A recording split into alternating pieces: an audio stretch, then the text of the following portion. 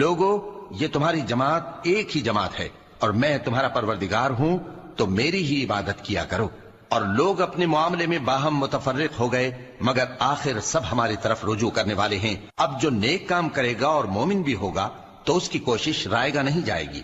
اور ہم اس کے لیے ثواب اعمال لکھ رہے ہیں۔ اور جس بستی والوں کو ہم نے ہلاک کر دیا، محال ہے کہ رجوع کریں، وہ واپس نہیں آئیں گے، یہاں تک کہ یاجوج اور ماجوج کھول دیے جائیں اور وہ ہر بلندی سے نیچے آ رہے ہوں، اور قیامت کا سچا وعدہ قریب آ جائے تو ناگہاں کافروں کی آنکھیں پھٹی کی پھٹی رہ جائیں اور کہنے لگیں کہ ہائے شامت، ہم اس حال سے غفلت میں رہے، بلکہ ہم خود ہی ظالم تھے۔ کافروں، اس روز تم اور جن کی تم اللہ کے سوا عبادت کرتے ہو دوزخ کا ایندھن ہوں گے، اور تم سب اس میں داخل ہو کر رہو گے۔ اگر یہ لوگ در حقیقت معبود ہوتے تو اس میں داخل نہ ہوتے، سب اس میں ہمیشہ رہیں گے، وہاں ان کو چلانا ہوگا اور اس میں کچھ اور نہ سن سکیں گے۔ جن لوگوں کے لیے ہماری طرف سے پہلے بھلائی مقرر ہو چکی ہے وہ اس سے دور رکھے جائیں گے، یہاں تک کہ اس کی آواز بھی تو نہیں سنیں گے،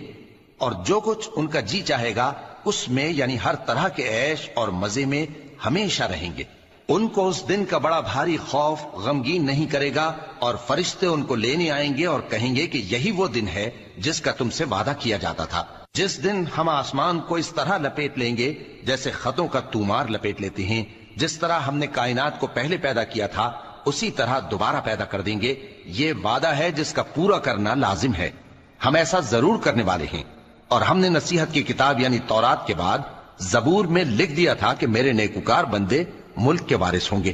عبادت کرنے والے لوگوں کے لیے اس میں اللہ کے حکموں کی تبلیغ ہے۔ اور اے نبی صلی اللہ علیہ وسلم، ہم نے تم کو تمام جہانوں کے لیے رحمت بنا کر بھیجا ہے۔ کہہ دو کہ مجھ پر اللہ کی طرف سے یہ وحی آتی ہے کہ تم سب کا معبود ایک ہی معبود ہے، تو کیا تم فرما بردار ہو جاتے ہو؟ پھر اگر یہ لوگ منہ پھیریں تو کہہ دو کہ میں نے تم سب کو یکساں احکام الہی سے آگاہ کر دیا ہے،